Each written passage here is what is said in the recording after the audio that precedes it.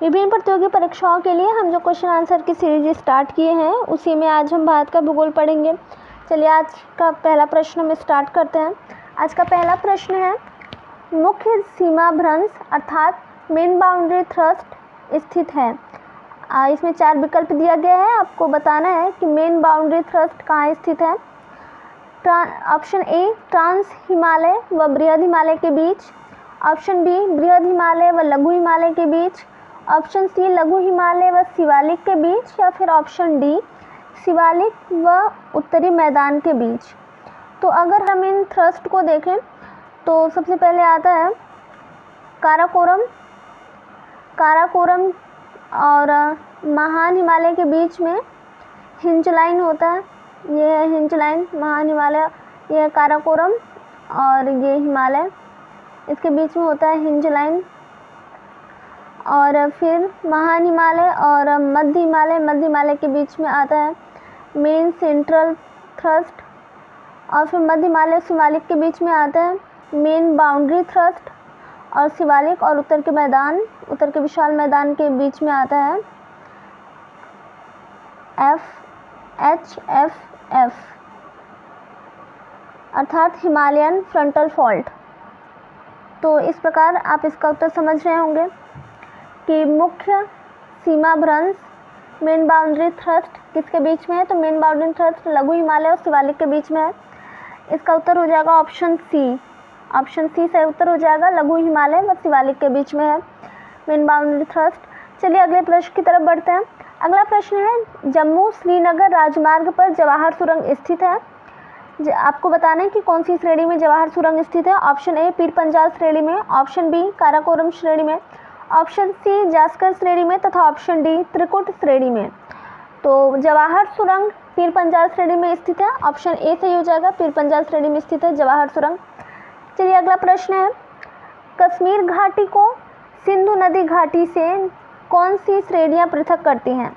कश्मीर घाटी को सिंधु नदी घाटी से कौन सी श्रेणियां पृथक करती हैं। तो बृहद हिमालय श्रेणी, ऑप्शन सी सही हो जाएगा इसका, ऑप्शन सी बृहद हिमालय श्रेणी कश्मीर घाटी और सिंधु नदी घाटी से पृथक करती है, ऑप्शन सी सही हो जाएगा इसका। चलिए अगले प्रश्न की तरफ बढ़ते हैं। अगला प्रश्न शिवालिक हिमालय की संरचना का एक अच्छा उदाहरण है। शिवालिक हिमालय में जो विभिन्न प्रकार की संरचनाएं हैं उसका एक कौन सा बेस्ट एग्जाम्पल हो सकता है, आपको ये बताना है। ऑप्शन ए ग्रीवाखंड संरचना का, ऑप्शन बी हॉगबैक संरचना का, ऑप्शन सी पुनर्वलित संरचना का और ऑप्शन डी खुले वलन का। तो इसका सबसे अच्छा एग्जाम्पल होता है हॉगबैक संरचना का। शिवालिक हिमालय की संरचना का एक अच्छा उदाहरण है हॉगबैक संरचना का, ऑप्शन बी। चलिए अगले प्रश्न को देखते हैं। अगला प्रश्न है, भूगर्भिक युग जिसका शिवालिक उत्पत्ति से संबंध है वह है। आपको बताना, इसमें 4 ऑप्शन दिए गए हैं, आपको बताना है कि शिवालिक की उत्पत्ति कौन से टाइम पीरियड में हुई थी। तो इसका इनके ऑप्शंस को देखें। Option A Oligocene, option B Eocene, option C Pleistocene या ऑप्शन डी प्लायोसीन। तो शिवालिक की उत्पत्ति प्लायोसीन में हुई थी, ऑप्शन डी सही हो जाएगा इसका, प्लायोसीन में शिवालिक की उत्पत्ति हुई थी। अगले प्रश्न को देखते हैं। हिमालय का पश्चिमी अक्ष संघीय मोड़ नज़दीक है। आपको बताना है कि हिमालय का जो पश्चिमी जो कैची मोड़ होता है, कैची मोड़ 2 है। हिमालय में 2 कैची मोड़ है, एक पूर्व की तरफ है एक पश्चिम की तरफ है। तो आपको बताना है कि पश्चिम में जो अक्षीय संघीय मोड़ है वो किस श्रेणी में है। तो ये ऑप्शन है इसके जास्कर श्रेणी में, ऑप्शन बी पीर पंजाल श्रेणी में, ऑप्शन सी नंगा पर्वत के या ऑप्शन डी काराकोरम के नज़दीक है। आपको बताना है किसके नज़दीक है। तो नंगा पर्वत के नज़दीक पड़ेगा ये, हिमालय का पश्चिमी अक्ष संघीय मोड़ नंगा पर्वत के नज़दीक पड़ेगा, ऑप्शन सी सही हो जाएगा इसका, ऑप्शन सी। चलिए अगले प्रश्न की तरफ बढ़ते हैं।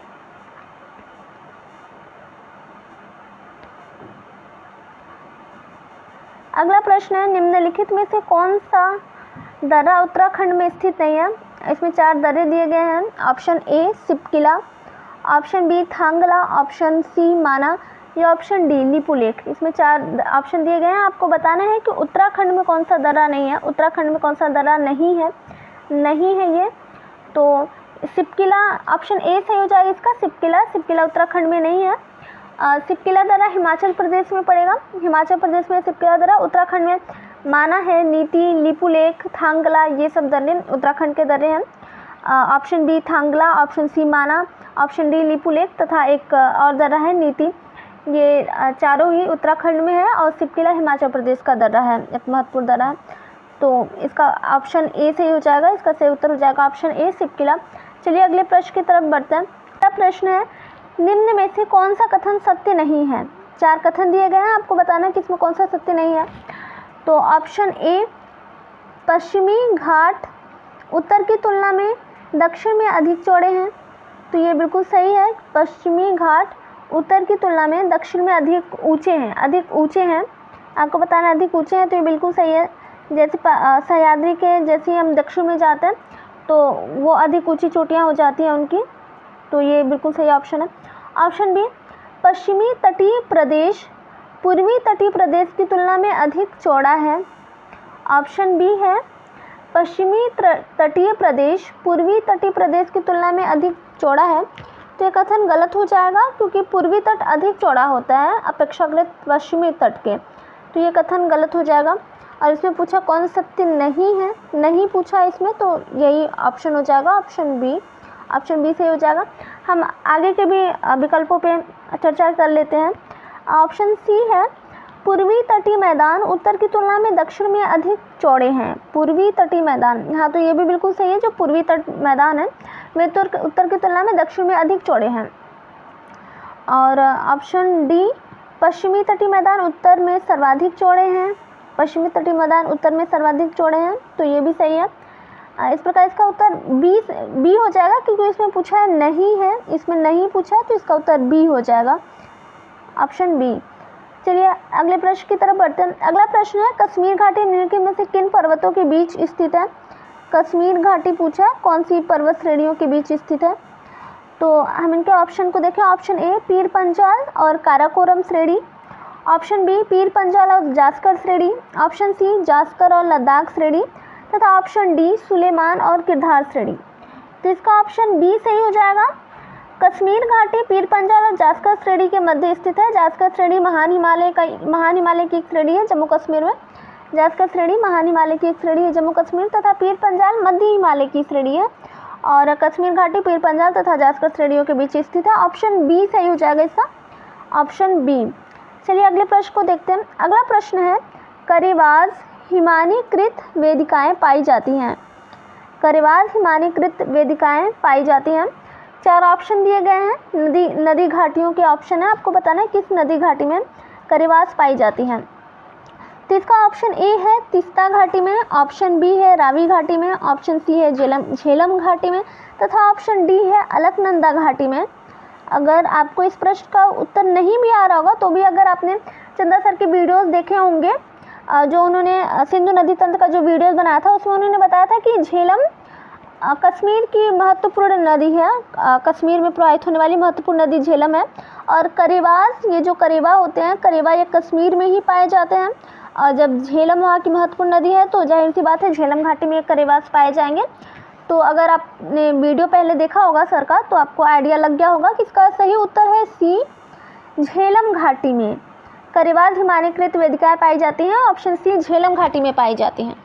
चलिए अगले प्रश्न की तरफ बढ़ते हैं। अगला प्रश्न है, जहाँ पूर्वी घाट और पश्चिमी घाट मिलते हैं वहाँ निम्नलिखित में से कौन सी पहाड़ियाँ अवस्थित हैं? आपको बताना है कि जब पूर्वी घाट और पश्चिमी घाट जहाँ पे मिलते हैं कौन सी पहाड़ियों के पास मिलते हैं।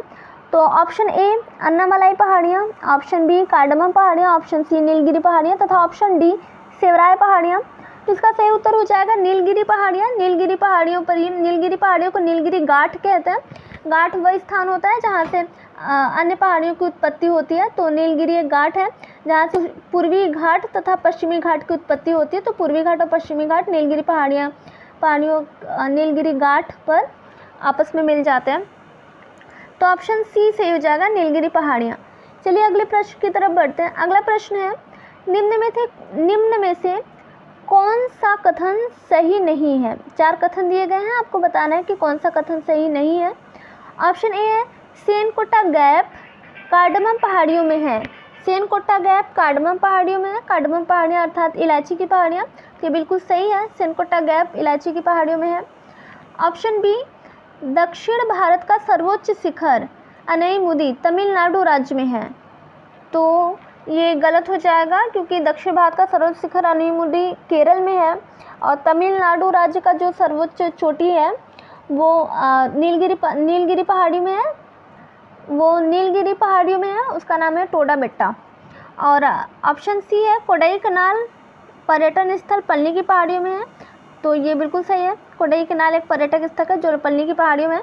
और ऑप्शन डी है, पश्चिमी घाट एक भ्रंश करार है। तो ये भी बिल्कुल सही है, पश्चिमी घाट एक भ्रंश करार है। जब भारत का दक्षिणी भाग अफ्रीका से अलग हुआ था तब एक भ्रंश करार की उत्पत्ति हुई थी, जिसे पश्चिमी घाट कह रहे हैं आज हम। तो इस प्रकार इसका आंसर बी सही हो जाएगा। इसमें पूछा कौन सही नहीं है, तो इसका आंसर बी सही हो जाएगा। चलिए अगले प्रश्न की तरफ बढ़ते हैं। अगला प्रश्न है, भारत का सर्वाधिक बृहदाकार भू आकृतिक प्रदेश कौन सा है? आपको बताना है कि भारत का सर्वाधिक बृहदाकार भू आकृतिक प्रदेश कौन सा है। इसमें 4 ऑप्शन दिए गए हैं। ऑप्शन ए, बृहद उत्तरी मैदान। ऑप्शन बी, बृहद भारतीय पठार। ऑप्शन सी, बृहत्तर हिमालय। या ऑप्शन डी, सागर तटीय मैदान। तो अगर हम इनके परसेंटेज को देखेंगे तो बृहद उत्तरी मैदान यह 17.9% के लगभग है, 17.9% के लगभग है। और बृहद हिमालय का जो एरिया है वो लगभग 18% के आसपास पड़ेगा, 18% के आसपास पड़ेगा। और बृहद भारतीय पठार का एरिया ये 38.5 बृहद भारतीय पठार है। बृहद भारतीय पठार ये लगभग 38.5 पड़ेगा, 38.5% बृहद भारतीय पठार ये पड़ेगा 38.5%। और सागर तटीय मैदान के एरिया पड़ेगा 10.4% के आसपास पड़ेगा। तो इस प्रकार आप देख रहे हैं कि सबसे ज़्यादा जो एरिया कवर कर रहा है 38.5% वो है बृहद भारतीय पठार। तो इस प्रकार इसका सही उत्तर हो जाएगा बृहद भारतीय पठार। इसमें पूछा गया कि भारत का सर्वाधिक बृहदाकार भू आकृतिक प्रदेश कौन सा है। सर्वाधिक बृहदाकार भू आकृतिक प्रदेश हो जाएगा बृहद भारतीय पठार, ऑप्शन बी सही हो जाएगा। चलिए अगले प्रश्न की तरफ बढ़ते। प्रश्न है, पालघाट दर्रा अंतः स्थलीय संचार प्रदान करता है कि पालघाट दर्रा कौन से इसमें बताना है आपको कि पालघाट दर्रा किसके किसके बीच में रास्ता प्रदान करता है, संचार प्रदान करता है। तो इसका सही उत्तर हो जाएगा चेन्नई से कोच्चि इसका सही उत्तर हो जाएगा। जो पश्चिमी घाट अर्थात सह्याद्री में 3 दर्रे होते हैं, थालघाट दर्रा, भोरघाट तथा पालघाट जो आपसे पूछा गया है, पालघाट। जो थालघाट दर्रे होते हैं वो मुंबई कोलकाता रेल मार्ग से गुजरता है। थालघाट दर्रे से मुंबई कोलकाता रेल मार्ग गुजरता है तथा भोरघाट दर्रे से मुंबई पुणे बेलगाम चेन्नई रेल मार्ग गुजरता है, मुंबई पुणे बेलगाम चेन्नई। और जो पालघाट दर्रा है वो कालीकट तट का रेल मार्ग प्रदान करता है। पालघाट दर्रा कालीकट रेल मार्ग प्रदान करता है, कालीकट तट का। तो इस प्रकार इसका सही उत्तर हो जाएगा ऑप्शन बी, चेन्नई से कोच्चि। आपसे पूछा गया कि पालघाट दर्रा अंतः स्थलीय संचार प्रदान करता है, तो चेन्नई से कोच्चि इसका सही उत्तर हो जाएगा ऑप्शन बी। तो चलिए अगले प्रश्न की तरफ बढ़ते हैं। अगला प्रश्न है, कावेरी नदी जैसी तमिलनाडु में प्रवेश करती है किस प्रपात का निर्माण करती है। अब 4 प्रपात दिए गए हैं आपको। ऑप्शन ए होगेनाका प्रपात, ऑप्शन ए होगेनाका प्रपात, ऑप्शन बी जोग प्रपात, ऑप्शन सी 5 प्रपात तथा ऑप्शन डी पाघाया कोतलाम। तो इसका सही उत्तर हो जाएगा ऑप्शन ए होगेनाका प्रपात। कावेरी नदी जैसी तमिलनाडु में प्रवेश करती है, होगेनाका जलप्रपात का निर्माण करती है। इस प्रकार हो जाएगा इसका ऑप्शन ए होगेनाका प्रपात। तो चलिए अगले प्रश्न की तरफ बढ़ते हैं। अगला प्रश्न है कर्नाटक, आंतरिक तमिलनाडु, पश्चिमी आंध्र प्रदेश और मध्य महाराष्ट्र में विस्तृत पश्चिमी घाटों के पूर्व में स्थित क्षेत्रों को क्या कहते हैं। ये आंतरिक भाग पड़ जाएगा, जो आंतरिक भाग की, जिस आंतरिक भाग की बात हो रही है, तो पश्चिमी घाट के पूर्व में स्थित है। और इन क्षेत्रों को क्या कहते हैं, आपसे पूछा गया है। तो इसे 4 ऑप्शन दिए गए हैं। ऑप्शन ए उप उष्णकटिबंधीय स्टेपी प्रदेश, ऑप्शन बी उष्णकटिबंधीय स्टेपी प्रदेश, ऑप्शन सी उष्णकटिबंधीय सवाना तथा ऑप्शन डी उष्णकटिबंधीय वर्षा वाली जलवायु। तो इसका ऑप्शन बी सही हो जाएगा। ऑप्शन बी उष्णकटिबंधीय स्टेपी प्रदेश कहेंगे इसे, उष्णकटिबंधीय स्टेपी प्रदेश। चलिए अगले प्रश्न की तरफ बढ़ते हैं। अगला प्रश्न है, भारतीय मानसून की तापीय संकल्पना के सिद्धांत का प्रतिपादन किसने किया? किसने किया तापीय संकल्पना? भारतीय मानसून की तापीय संकल्पना के सिद्धांत का प्रतिपादन किसने किया? तो 4 ऑप्शन दिए गए हैं। Option A Edmund Halley, option B Flohn महोदय, ऑप्शन सी डॉक्टर कोटेश्वरम तथा ऑप्शन डी इनमें से कोई नहीं। तो तापीय संकल्पना का प्रतिपादन एडमंड हेली ने किया था। भारतीय मानसून के परिप्रेक्ष्य में तापीय संकल्पना का प्रतिपादन एडमंड हेली ने किया था। ऑप्शन ए सही हो जाएगा। जबकि फ्लोन महोदय ने गतिक सिद्धांत दिया था, भारतीय मानसून के संदर्भ में गतिक सिद्धांत दिया था। तो इसका ऑप्शन ए से हो जाएगा। एडमंड हेली ने तापीय संकल्पना प्रस्तुत किया था, एडमंड हेली ने। चलिए अगले प्रश्न की तरफ बढ़ते हैं। प्रश्न है, सिगार नदी किसकी सहायक है? सिगार नदी पूछा किसकी सहायिका है? 4 ऑप्शन दिए गए हैं। Option A Sutlej, option B Sindhu, option C Chenab तथा ऑप्शन डी झेलम। तो आपको बताना है कि सिगार नदी किसकी सहायिका है। इसका ऑप्शन बी सही हो जाएगा। सिगार नदी सिंधु की सहायिका है। ऑप्शन बी सिंधु की सहायिका है सिगार नदी सिंधु की सहायिका है। तो चलिए अगले प्रश्न की तरफ बढ़ते हैं। राका किसकी सहायक है? राका नदी है। आपको बताना है कि राका नदी किसकी सहायक है, किसकी सहायिका है। Option A Mahanadi, option B Ganga, option C Godavari तथा ऑप्शन डी ब्रह्मपुत्र। 4 ऑप्शन दिए गए हैं। राका नदी किसकी सहायिका है? तो राका नदी ब्रह्मपुत्र की सहायिका है। राका नदी ब्रह्मपुत्र की सहायिका, ऑप्शन डी से हो जाएगा इसका, ऑप्शन डी ब्रह्मपुत्र। चलिए अगले प्रश्न की तरफ बढ़ते हैं। अगला प्रश्न है, नेत्रवती नदी किस पर्वत श्रेणी से निकलती है? नेत्रवती नदी किस पर्वत श्रेणी से निकलती है? तो ऑप्शन ए पश्चिमी घाट, option B Satpura, option C पूर्वी घाट तथा ऑप्शन डी इसमें से कोई नहीं। तो इसका ऑप्शन ए सही हो जाएगा, पश्चिमी घाट। ऑप्शन ए सही हो जाएगा, पश्चिमी घाट से नेत्रवती नदी का उद्गम है, पश्चिमी घाट से निकलती है नेत्रवती नदी। तो इसका ऑप्शन ए सही हो जाएगा। चलिए अगले प्रश्न की तरफ बढ़ते हैं। अगला प्रश्न है, निम्नलिखित में से कौन सी नदी ब्रह्मपुत्र की सहायक नहीं है? आपको बताना है कि ब्रह्मपुत्र की सहायक कौन सी नदी नहीं है। Option A Teesta, option B Torsa, option C Jaldhaka तथा ऑप्शन डी हुगली। तो इसका सही उत्तर है ऑप्शन डी हुगली ब्रह्मपुत्र की सहायिका नहीं है। जबकि अन्य 3 तिस्ता, जलढाका, तोरसा ब्रह्मपुत्र की सहायिका नदियाँ, तोरसा, जलढाका तथा तिस्ता ब्रह्मपुत्र की सहायिकाएं हैं। तो चलिए अगले प्रश्न की तरफ बढ़ते हैं। अगला प्रश्न है निम्नांकित को सुमेलित कीजिए। 2 सूची दी गई है, सूची ए तथा सूची 2। सूची 1 2 सूचियां दी गई हैं, सूची 1 तथा सूची 2। एक तरफ सूची 1 में मुख्य नदी दी गई है तथा सूची 2 में सहायक नदी दी गई है। आपको इसको सही सुमेलित करना है। तो झेलम की सहायिका है कृष्णा नदी, कृष्ण गंगा झेलम की सहायिका है, कृष्ण गंगा झेलम की सहायिका है कृष्ण गंगा। ऑप्शन बी गंगा की सहायिका है राम गंगा, तो आप इसे 3 से मिला देंगे, राम गंगा। गोदावरी की सहायिका है पेन गंगा, तो आप इसे 2 से मिला देंगे, पेन गंगा से। और कृष्णा की सहायिका है दूध गंगा, तो आप इसे 1 से मिला देंगे, दूध गंगा से। इस प्रकार ऑप्शन सी सही हो जाएगा, ए का 4, बी का 3, सी का 2 तथा डी का 1। तो चलिए अगले प्रश्न की तरफ बढ़ते हैं। अगला प्रश्न है, भारतीय ऋतु पर्यवेक्षक विभाग ने वर्षा के आधार पर,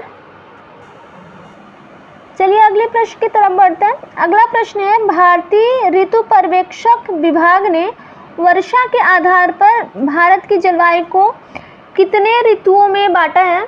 तो भारत की ऋतुओं को कितने प्रकार में बांटा गया है, आपको ये बताना है। ऑप्शन ए है 4, ऑप्शन बी है 4, ऑप्शन बी है 6, ऑप्शन सी है 8 तथा ऑप्शन डी है 16। तो इसका सही उत्तर हो जाएगा ऑप्शन ए 4। Option A 4। भारतीय ऋतु पर्यवेक्षक विभाग ने भारत की जलवायु को 4 ऋतुओं में बांटा है, तो ऑप्शन ए सही हो जाएगा 4। चलिए अगला प्रश्न है। अगले प्रश्न में कथन और कारण दिया गया है, आपको इसको पढ़ के सही उत्तर देना है कूट के माध्यम से। तो कथन ए, मालाबार तट जुलाई में भारी वर्षा प्राप्त करता है। मालाबार तट जुलाई में भारी वर्षा प्राप्त करता है, जबकि तमिलनाडु अपेक्षाकृत शुष्क रहता है। तो बिल्कुल सही है। और चलिए कारण को देखते हैं। कारण आर में है, तमिलनाडु अरब सागरीय मानसून के वृष्टि छाया प्रदेश में पड़ता है, इसलिए तमिलनाडु अपेक्षाकृत शुष्क बना रहता है। तो बिल्कुल सही है और सही कारण भी है, तो ऑप्शन ए सही हो जाएगा। ए तथा आर दोनों सही हैं तथा आर ए का सही स्पष्टीकरण है, ऑप्शन ए सही हो जाएगा। चलिए अगले प्रश्न की तरफ बढ़ते हैं। अगला प्रश्न है, छत्तीसगढ़ का चेरापूंजी किसे कहा जाता है?